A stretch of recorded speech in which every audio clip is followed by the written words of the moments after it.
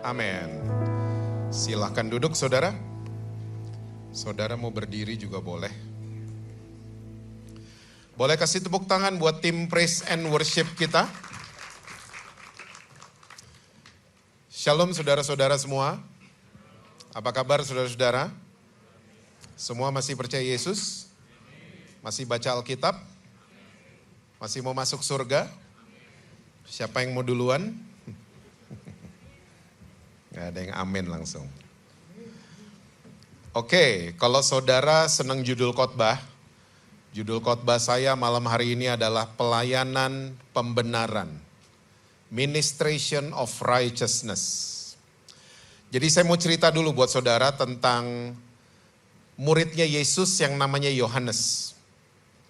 Saya akan cerita tentang dua muridnya Tuhan Yesus, Yohanes dan Petrus.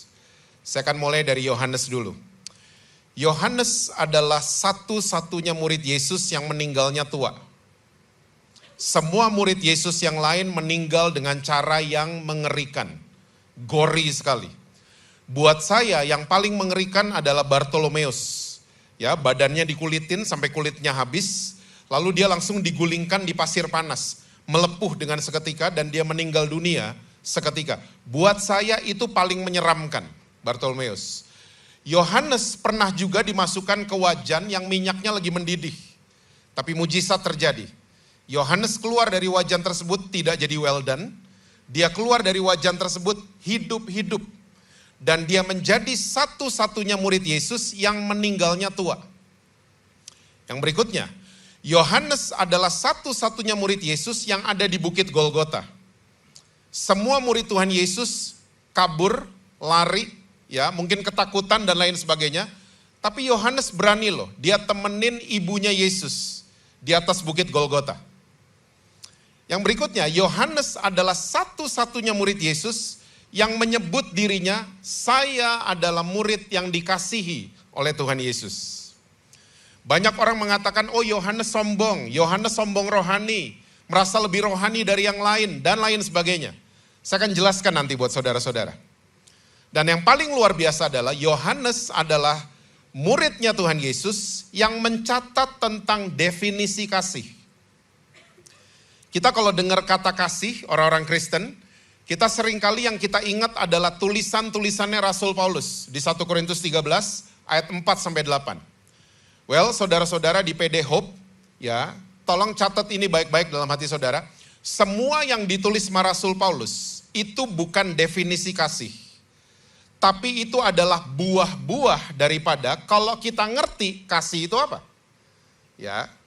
Nah, kasih definisinya yang tulis adalah Yohanes. Yuk kita buka sama-sama 1 Yohanes pasal yang keempat, ayatnya yang ke-10.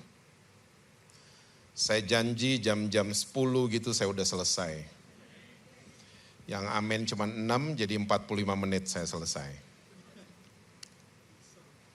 1 Yohanes 4 ayat yang ke-10. Inilah kasih itu. So kalau saudara baca Alkitab bahasa Inggris, so this is the definition of love.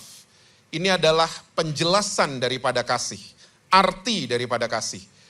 Apa Yohanes tulis? Bukan kita yang telah mengasihi Allah, tetapi Allah yang telah mengasihi kita dan yang telah mengutus anaknya sebagai pendamaian bagi dosa-dosa kita.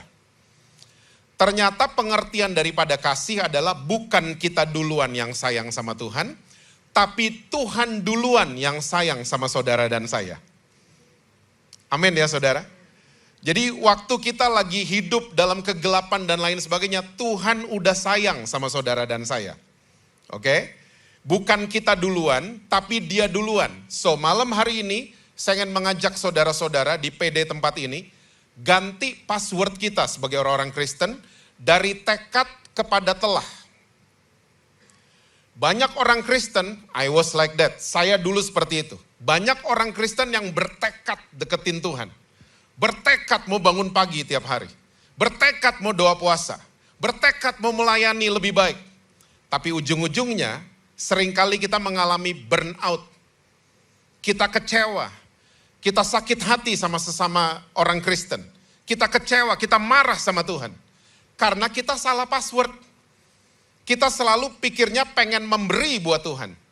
Padahal di pikiran Tuhan, Tuhan yang selalu pengen memberi buat saudara dan saya. Karena dia sudah duluan mengasihi saudara dan saya. So ganti, yang kita mesti memberi adalah kepada sesama manusia. Tapi dari Tuhan, kita mesti pinter menerima. Itulah kekristenan. Jangan pikir saya mau memberi buat Tuhan. Saya mau iniin Tuhan. Ingat baik-baik saudara, Tuhan datang ke dunia gak minta dilayani, tapi dia mau melayani saudara dan saya. So kekristenan basicnya adalah menerima. Saudara lihat acara-acara olahraga, atlet yang pinter ngegolin adalah atlet yang pinter menerima umpan. Betul apa betul?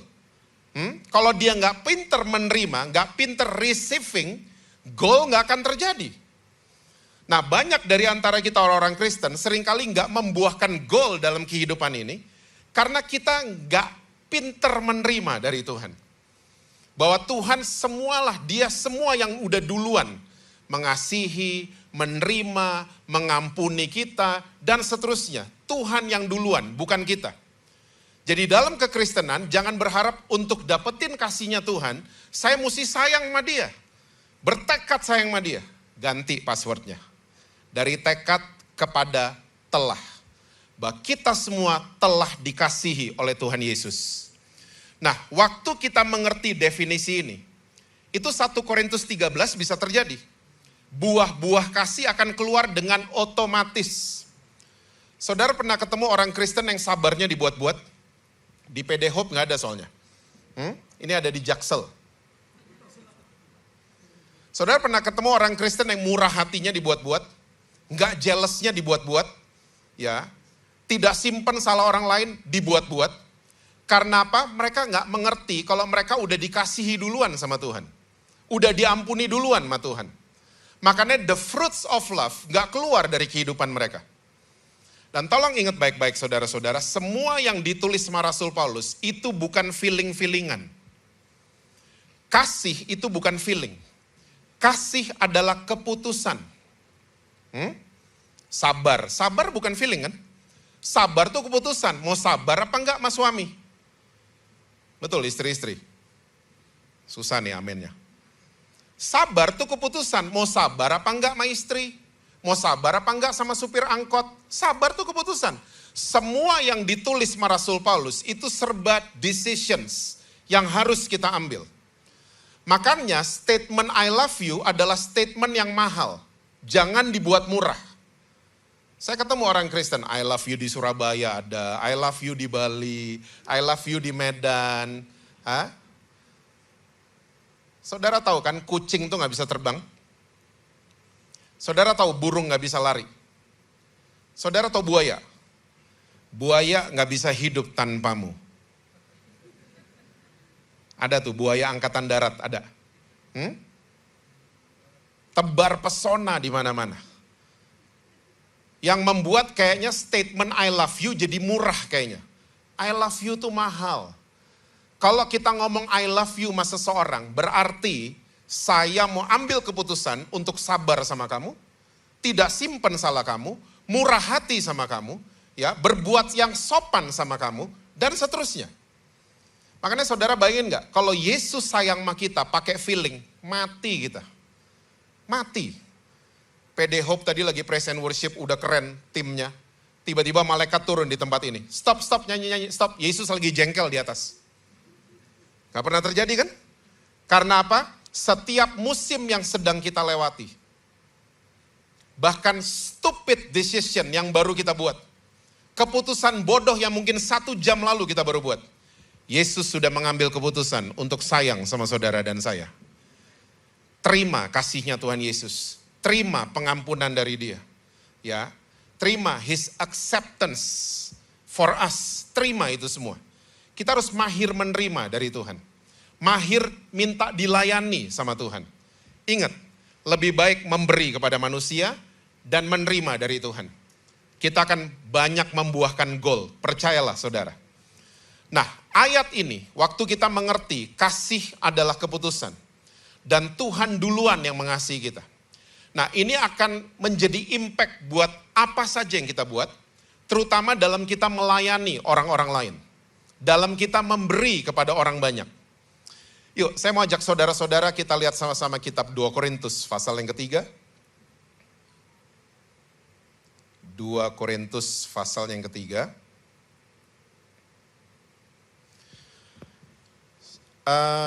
Saudara masih senang kalau dikasih PR?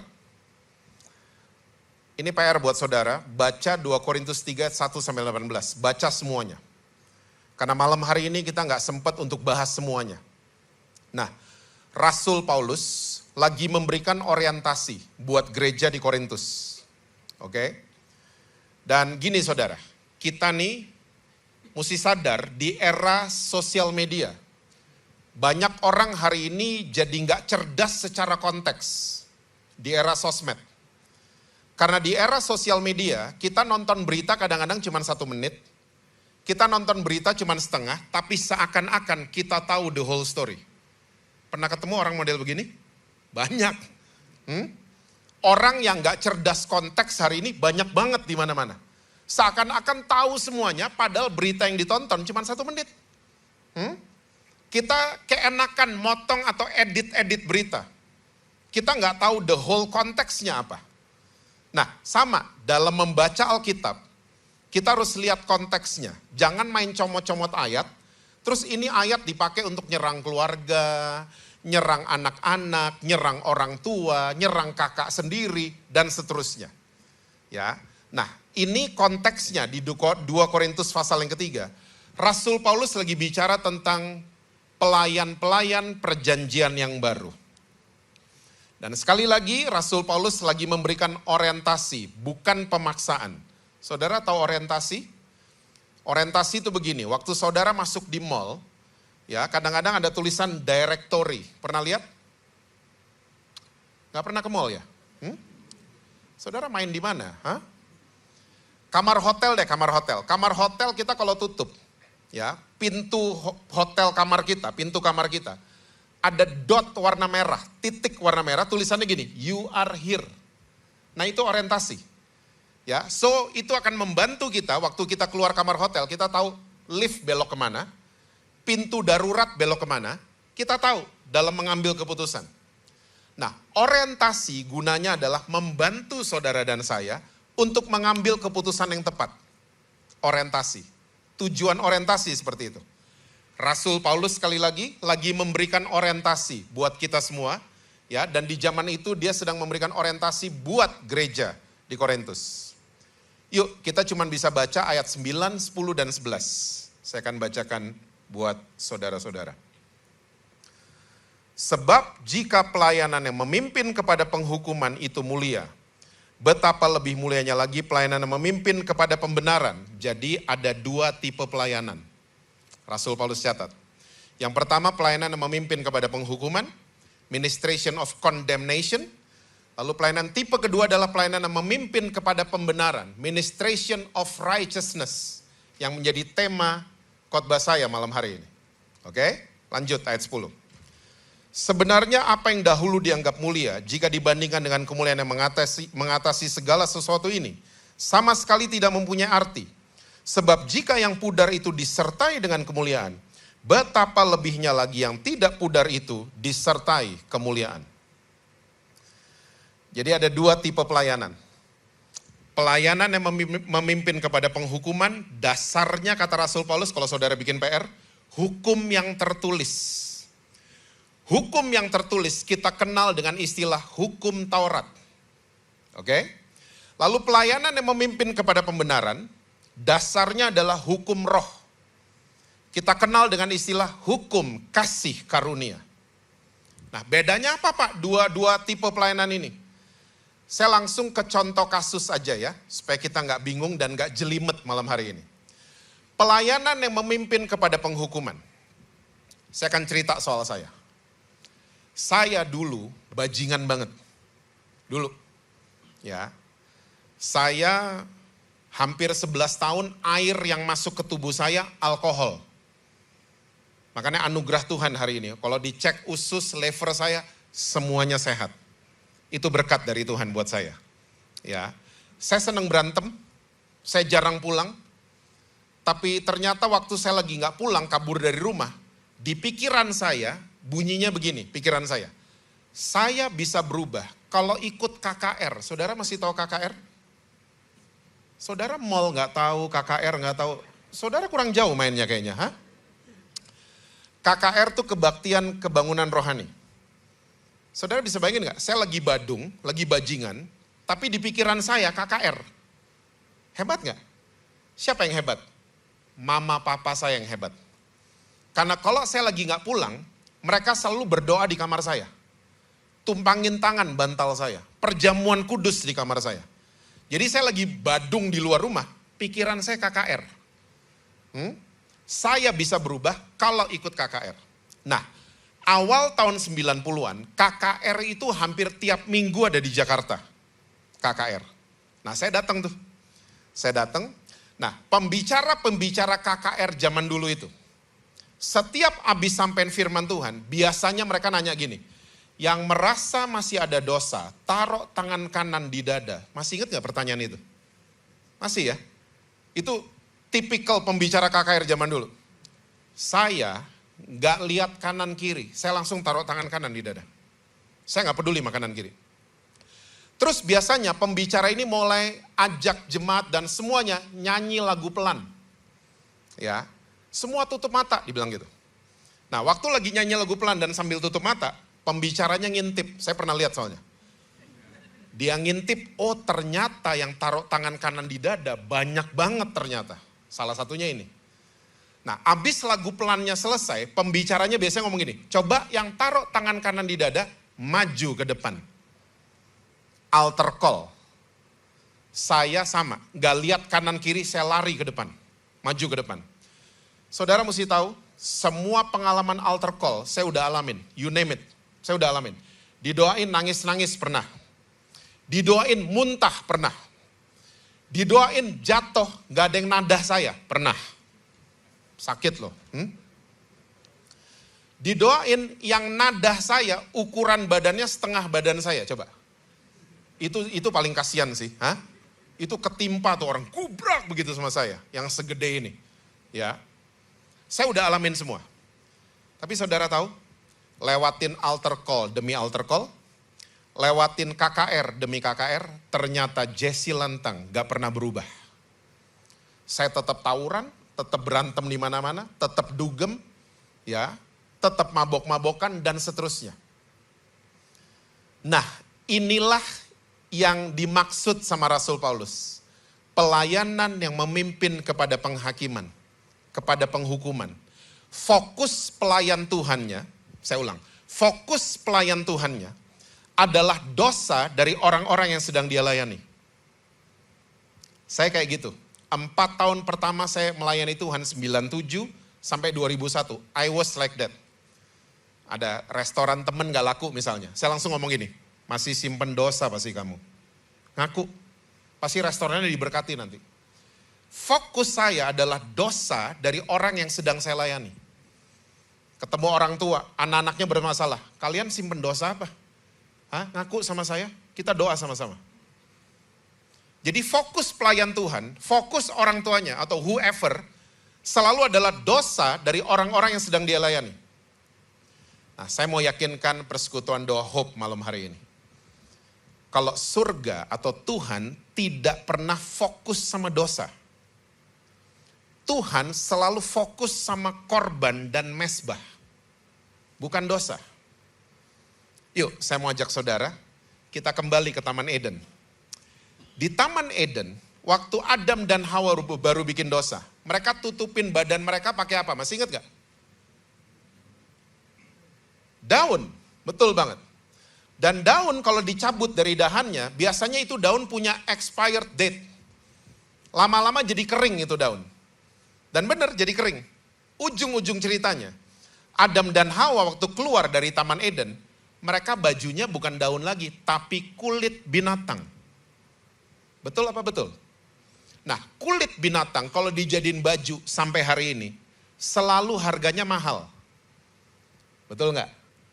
Dan kalau baju dari kulit binatang berarti ada binatang yang dibunuh dan darahnya tertumpah. Itu dijadiin bajunya Adam dan Hawa. Ini udah tanda nih dari Taman Eden. Ya, rencana kasih karunia sudah ada. Berikutnya, waktu tulah ke-10. Belum ada hukum Taurat. Ya.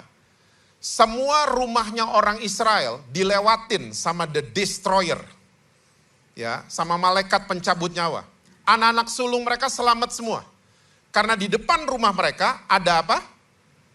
Darah domba.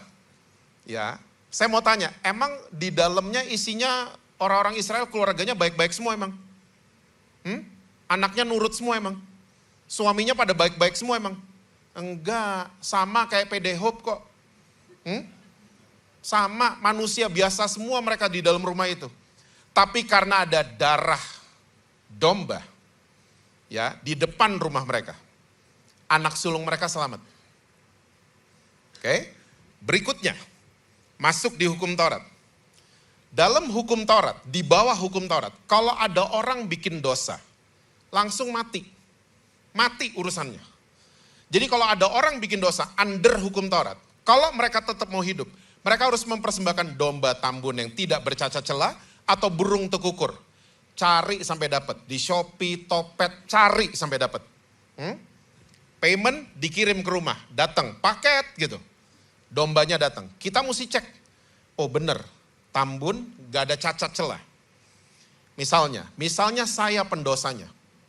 Saya harus bawa domba tambun tidak bercacat celah ini ke imam besar. Saya harus bawa. Waktu saya lagi on the way ke imam besar dan udah masuk di kompleksnya imam besar. Ya, imam besar lihat saya dari jauh dengan domba. Saya mau tanya, imam besar tahu nggak saya baru bikin dosa? Tahu, karena saya bawa domba. Nah, yang hebatnya gini, waktu saya sampai di depan imam besar, saya tidak diinterogasi. Saya nggak ditanya, kemarin minum apa tadi malam? Saya nggak digituin, berantem sama siapa? Kamu ditampar istri tadi malam. Kenapa? Saya nggak ditanya-tanya. Tapi yang dicek sama imam besar adalah korbannya, dombanya. Ada cacatnya atau tidak? Kalau tidak ada cacatnya, domba ini layak untuk jadi korban bakaran. Ya. Dan waktu domba ini jadi korban bakaran, Jesse Lantang dinyatakan tidak berdosa untuk 1 tahun. Under hukum Taurat. Hari ini, saudara dan saya masih perlu beli burung tekukur? Perlu beli domba tambun? Karena hari ini saudara dan saya, kita semua punya korban yang sempurna, anak domba Allah itu sendiri. Dan waktu darahnya ditumpahkan buat saudara dan saya, kita dikuduskan sekali untuk setahun atau selama-lamanya? Untuk selama-lamanya. Maksud saya begini, kalau surga atau Tuhan gak fokus sama dosa, fokusnya sama korban. Why don't we? Kenapa kita orang Kristen gak begitu? Kita orang Kristen selalu fokus sama salah sebelah. Hah? Kok belaga lupa gitu mukanya? Kita selalu orang Kristen fokus sama salah sesama kita. Dan kita nalurinya selalu pengen hakimin orang-orang yang ketahuan salahnya.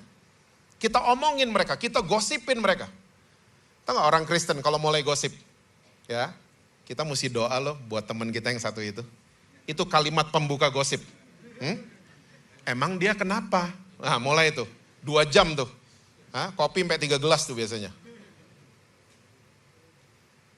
Kenapa fokus kita cuma sama salah orang? Sementara Tuhan gak begitu. Tuhan selalu fokus sama korban. Seharusnya orang Kristen fokusnya sama Tuhan Yesus. Pembicaraan kita pusatnya Tuhan Yesus. Bukan gosip. Bukan jatuhin orang, memframing orang, dan lain sebagainya. Bukan begitu. Dan sebagai orang Kristen, saudara dan saya harus memberkati bangsa Indonesia. Gak ada yang amin gini-ginian. Saya kalau lihat sosmed tuh sedih loh. Ya, orang-orang yang nyela-nyela Indonesia, pemerintah Indonesia dicela-cela, namanya Daud, Esther, ya ampun, Kristen semua kan berarti itu. Indonesia itu banyak bagusnya. Pemerintah kita doain setiap hari. Percayalah Indonesia punya masa depan yang luar biasa. Indonesia banyak bagusnya. Tahu gak salah satunya apa? Negara yang bisa nitip anak di mertua, Indonesia doang. Betul gak? Coba di Belanda, nggak bisa. Makanan paling enak di dunia, makanan Indonesia. Sambel nggak ada lawan kita.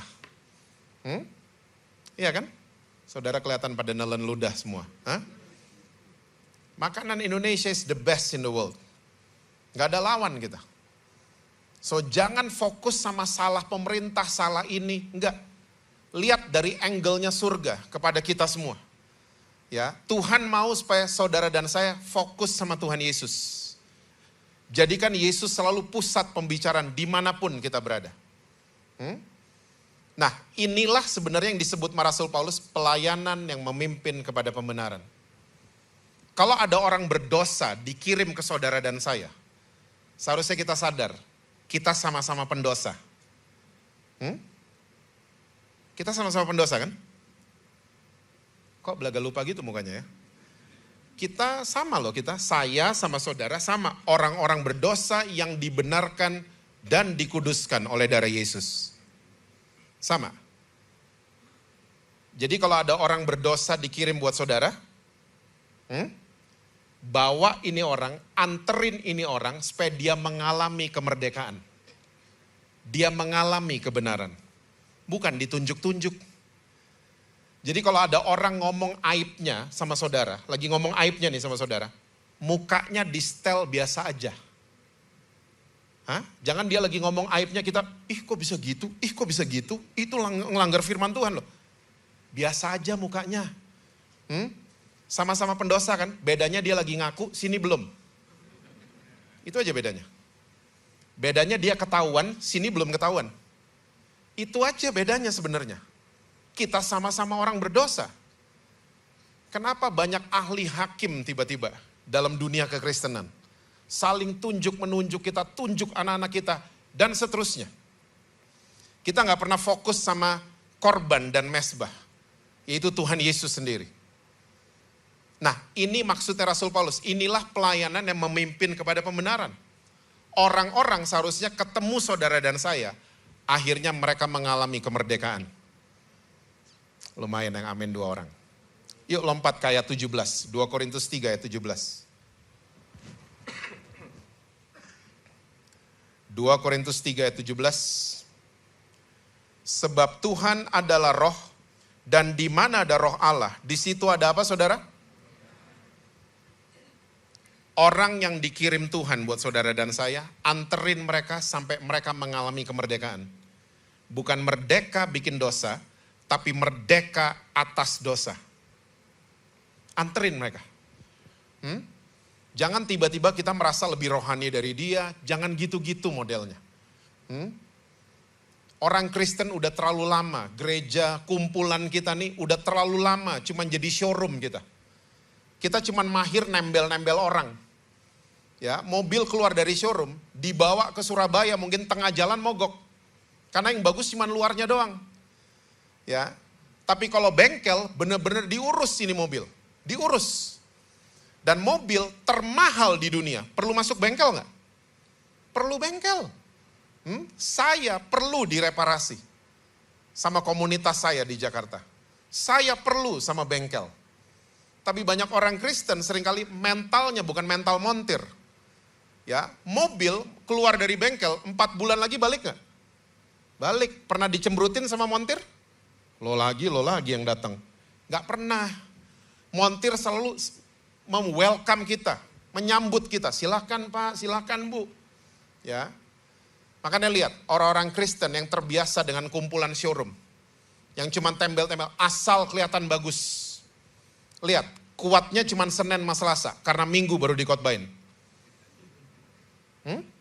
Rabu terganggu, Kamis kepleset, Jumat parah. Sabtu nyesel, Minggu gereja lagi. Gitu-gitu aja terus akhirnya. Karena kita gak pernah dibenerin dengan sebenar-benarnya. Gak pernah ngalamin tipe pelayanan seperti ini. Gak pernah ngalamin orang tua seperti ini. Gak pernah ngalamin kakak rohani yang seperti ini. Yang memimpin kita akhirnya ngalamin kemerdekaan atas dosa.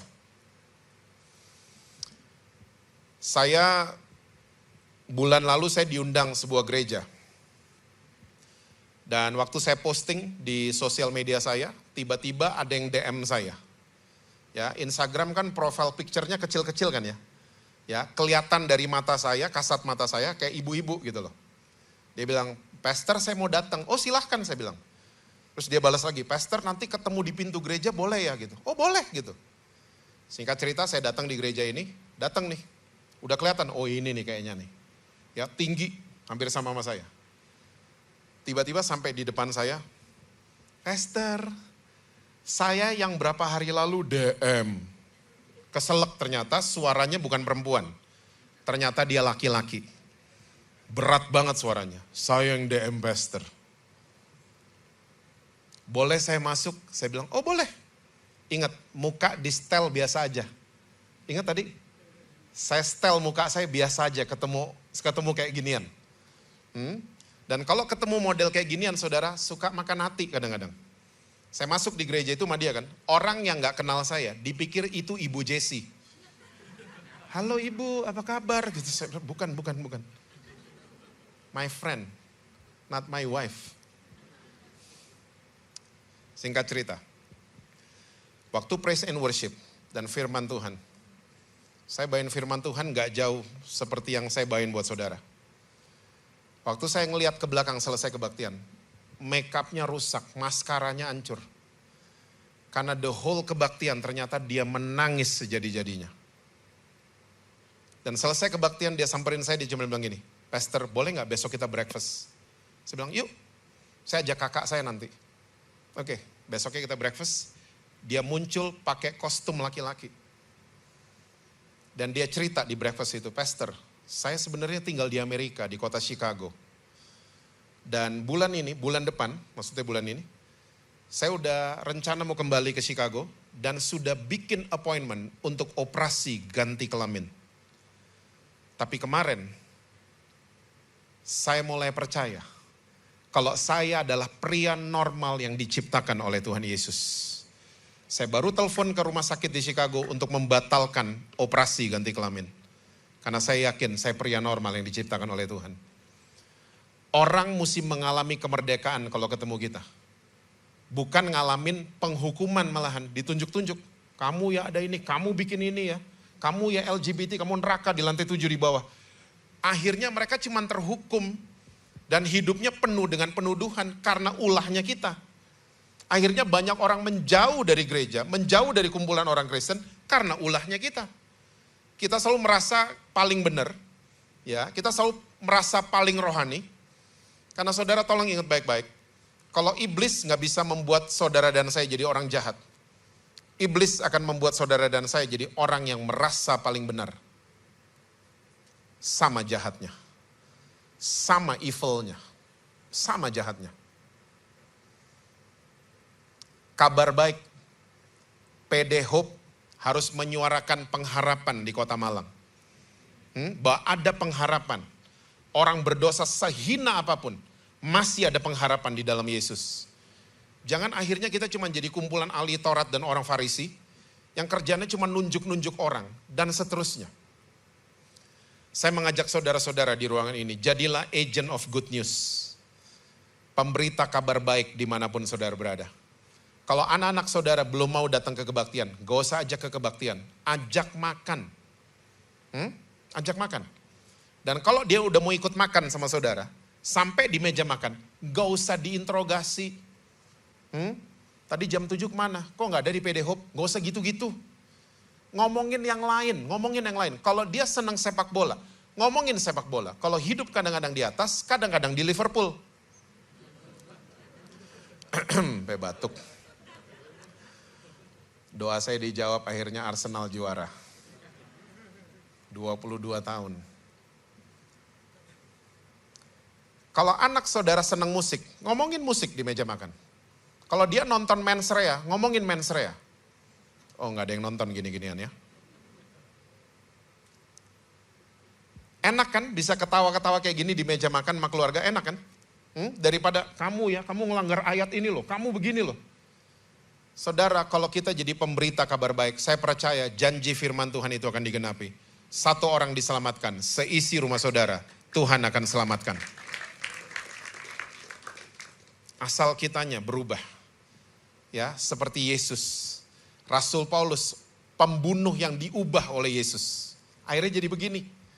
Dia mengerti ada 2 tipe pelayanan. Dan dia gak maksa, sekali lagi dia cuma kasih orientasi. Ya, untuk kita memilih sampai hari ini. Mau pilih yang mana? Ya, membuat orang merasa tertuduh terus atau ingin melihat orang jadi merdeka akhirnya. Ya, pilihan ada di kita. Makanya Yohanes, dia gak sombong.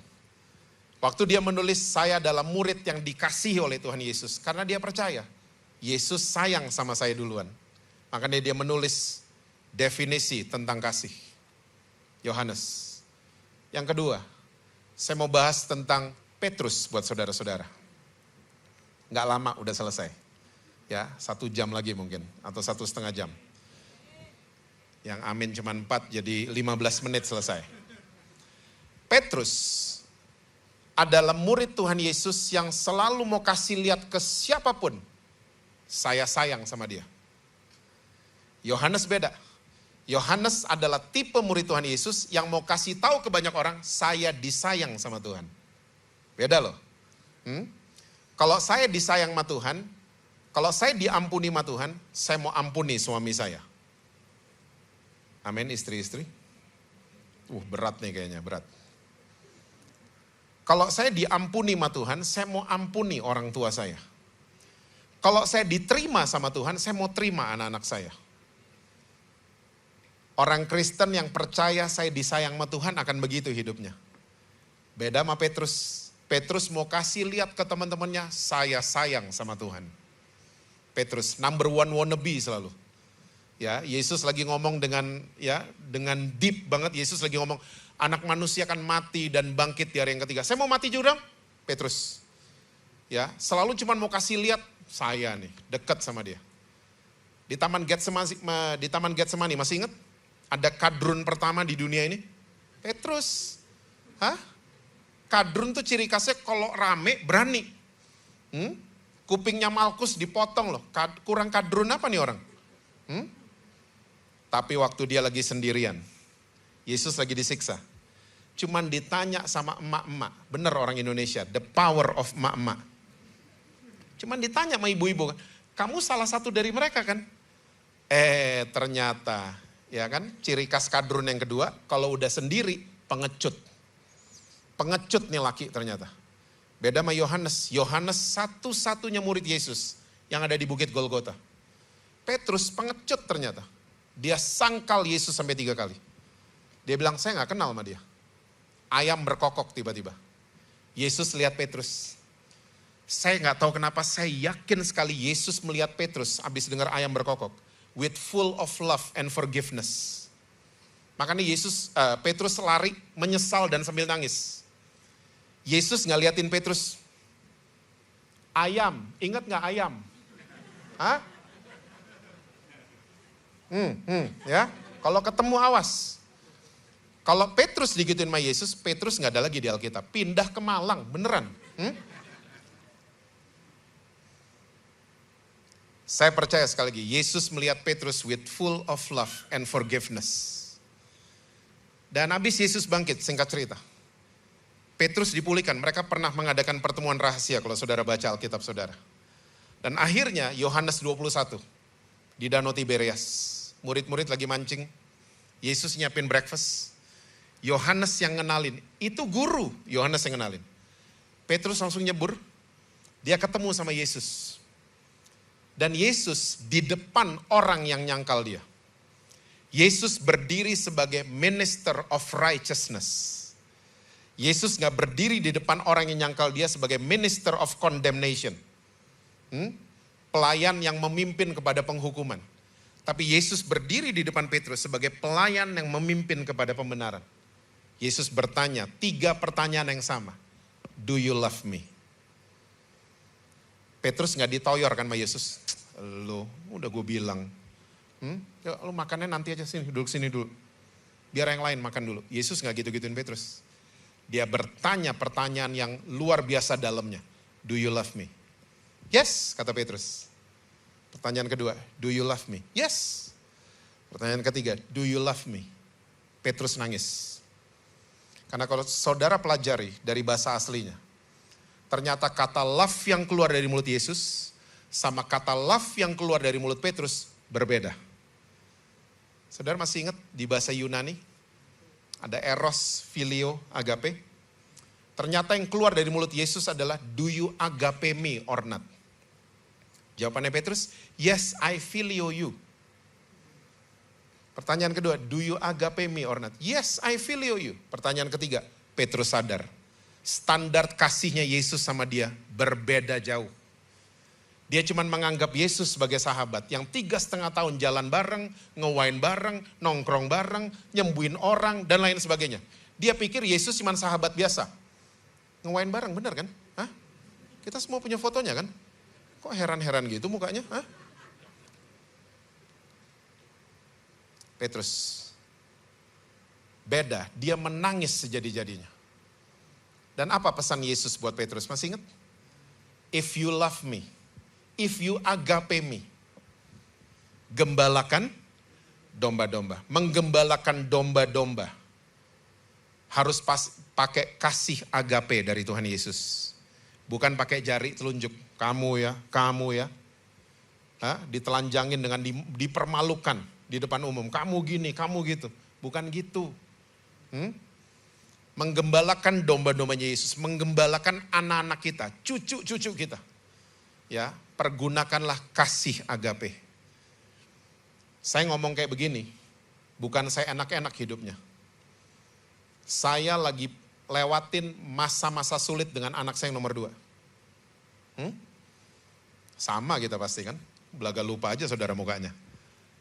Saya lagi lewatin masa-masa seperti itu. Saya nggak malu cerita ini. Ya, karena pendeta bukan Superman. Ya, saya manusia biasa. Saya tiap hari cuman perjamuan kudus. Dan saya punya kepercayaan gini, kalau saya sebagai bapak nggak bisa ngomong sama anak-anak, saya akan ngomong sama penciptanya. Kita seringkali pengen pakai kuasa, pakai posisi, ya, pakai force. Pakai kekuatan kita sendiri. Yang ada anak-anak kita kabur. Saya percaya satu hari nanti kalau saya berdiri di tempat ini lagi, saya bisa kasih kesaksian bahwa anak saya yang bungsu dirubah oleh Tuhan. Saya percaya anak-anak saudara juga sama. Akan dirubah oleh Tuhan dan jadi berkat buat generasi mereka. Yes. Mulai melayani orang-orang dengan menggunakan kasih agape dari Tuhan Yesus. Petrus akhirnya dirubah. Dari pria pengecut jadi pria pemberani akhirnya. Ya, kita semua tahu Petrus mati disalib di kota Roma. Dan dia bilang sama tentara-tentara Romawi, tolong salibnya dibalik, saya nggak pantas sama dengan guru saya. Dibalik salibnya, kepalanya di bawah. Dan itu jauh lebih menyakitkan karena darah turun ke otak semua. Ya, jadi lambang salib kebalik itu artinya remembering Saint Peter, bukan gereja setan, bukan. Bukan conjuring, bukan. Lambang salib dibalik itu dibuat sama gereja Roma, remembering Saint Peter. Setan tuh gak bisa ciptain apa-apa. Setan kerjanya nyuri idenya Tuhan. Terus ditwist sama setan. Diputar balik, ditipu-tipu kita semua, dan seterusnya. Petrus jadi pria pemberani, bukan karena ditunjuk-tunjuk. Karena dirangkul sama Tuhan Yesus. Saya udah ngelihat banyak LGBT berubah dengan sendirinya. Cuman karena dirangkul, bukan dipacarin ya, tolong jangan salah tangkap. Cuman karena dirangkul. Saya ngelihat banyak orang yang tadinya susah, ya, marah sama Tuhan. Tapi waktu dirangkul, bukan ditunjuk-tunjuk, malah berubah hidupnya. Dan saya menemukan sebuah resep. Kabar baik akan menuntun seseorang kepada perubahan dan pertobatan. Kabar buruk akan menuntun seseorang kepada kemunafikan dan ketakutan. Kenalin Yesus in a good way ke anak-anak kita. Ya, kenalin dia sebagai Tuhan Yesus yang baik ke anak-anak kita. Jangan nakut-nakutin ke gereja. Yesus sudah mau datang loh. Yesus sudah mau datang. Itu nakut-nakutin namanya. Lama-lama anak-anak kita cuma ketakutan doang datang ke gereja. Tapi rasa cinta yang dibangun sama Tuhan Yesus gak ada sama sekali. So kenalin ke siapapun Tuhan Yesus. Ya, saya udah lihat buktinya. Waktu saya mengabarkan kabar baik, jadi agent of good news. Saya ngelihat banyak orang berubah dan bertobat. Bukan karena dipaksa, tapi dari kemauan di dalam mereka yang merubah mereka. Saya percaya waktu kita menerima orang-orang berdosa, ya tugas kita menerima. Ingat tadi, receiving. Kita menerima, nanti Tuhan yang merubah semuanya. Amin saudara-saudara. Petrus cuman menjadi muridnya Yesus yang mau kasih lihat saya sayang sama Tuhan. So stop doing that. Belajarlah dari Yohanes. Ya, saya adalah anak Tuhan Yesus yang disayang sama dia. Ya, saya nggak masalah orang Kristen posting-posting lagi angkat tangan di Instagram mereka. Tapi jangan keterusan kayak gitu. Cuman mau kasih lihat, saya nih pelayanan. Ya, hari ini angle kanan, besok angle kiri, minggu depan black and white. Pokoknya lagi pelayanan semuanya, postingannya. Ya, kita manusia biasa. Justru yang mesti di flexing adalah kebaikannya Tuhan Yesus. Bukan nonjolin diri kita. Tapi kebaikannya Tuhan Yesus, itu yang harus dipamerin ke siapapun yang kita jumpai. Amin saudara. Tuhan berkati saudara-saudara semua. Selalu sukses, harmonis dimanapun saudara berada. Dan rekening BCA, BNI, BRI, Permata Mandiri selalu penuh buat saudara-saudara semua.